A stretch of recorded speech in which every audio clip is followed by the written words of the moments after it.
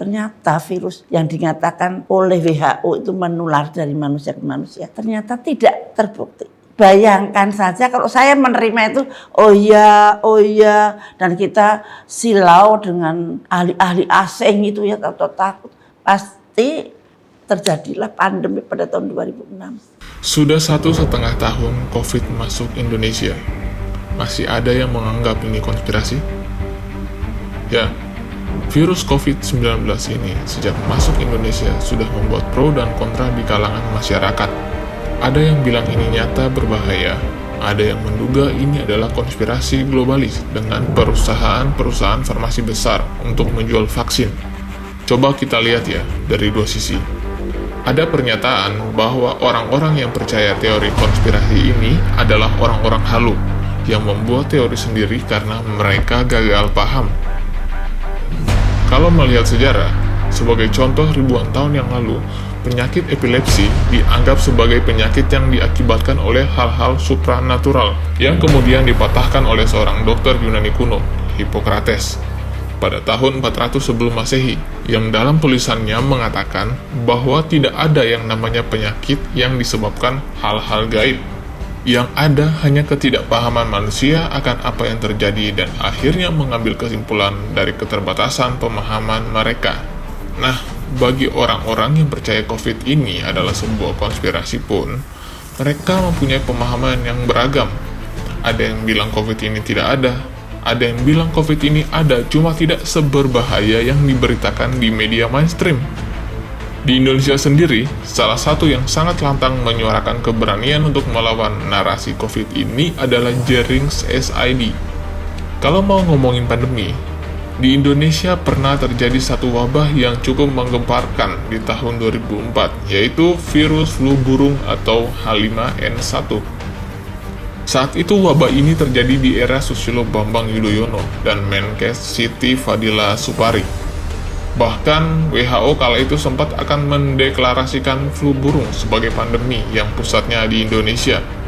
Hal ini pun dilawan oleh Ibu Siti Fadila yang mengatakan bahwa WHO terlalu membesar-besarkan masalah flu burung ini, padahal masih ada penyakit yang lebih berbahaya seperti TBC.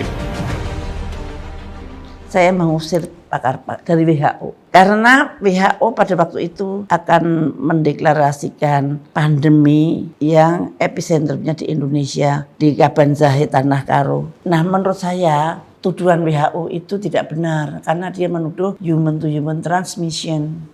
Kemarahan Ibu Siti ini diawali dengan pernyataan WHO yang mengatakan bahwa virus flu burung ini bisa menular dari manusia ke manusia, yang kemudian dibuktikan oleh tim virolog Indonesia bahwa itu tidak benar. Sebelumnya, perusahaan farmasi terbesar di Australia, CSL Limited, mengumumkan bahwa mereka mempunyai vaksin yang bisa membuat manusia dewasa kebal akan virus flu burung ini. Hal ini membuat Ibu Siti Fadila terkejut karena beliau tidak pernah memberi izin kepada perusahaan Australia manapun untuk memproduksi vaksin berdasarkan virus tipe Indonesia. Ini suatu hal yang tidak fair. Kita yang punya virus, kita yang sakit, kemudian mereka mengambil dari lewat WHO, katanya seizin WHO, dan mereka memproduksi sendiri. Kalau dengan Baxter, kita sudah kerjasama dari awal dan kita sedang mengurus IPR. Perusahaan CSL itu ternyata mendapatkan akses atas virus flu burung tipe Indonesia dari WHO.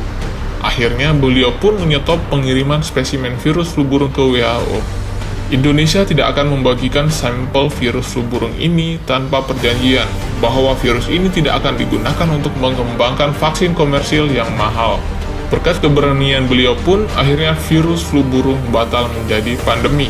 Ngomong-ngomong soal vaksin, Ibu Siti juga mengatakan saat diwawancara dengan Karni Ilyas bahwa dalam sejarah pandemi itu tidak bisa dihentikan dengan vaksin. Vaksin hanya bisa dibuat ketika virusnya sudah stabil, tidak bisa kalau sedang bermutasi. Kenyataan sekarang, vaksin sudah beredar walaupun virusnya masih terus bermutasi. Aneh. Kita perlu nggak sih vaksin? Iya. Ya. Sebetulnya dalam sejarah tidak ada yang mengatakan bahwa pandemik itu bisa dihentikan dengan vaksin. Di kalangan orang-orang yang percaya konspirasi COVID ini, Mereka menduga pandemi corona ada hubungannya dengan pernyataan Bill Gates di acara TED Talks. If anything kills over 10 million people in the next few decades, it's most likely to be a highly infectious virus. Oke, itu prediksi yang akurat. Kalau kita lihat keadaan sekarang ini, karena itu muncullah istilah pandemik.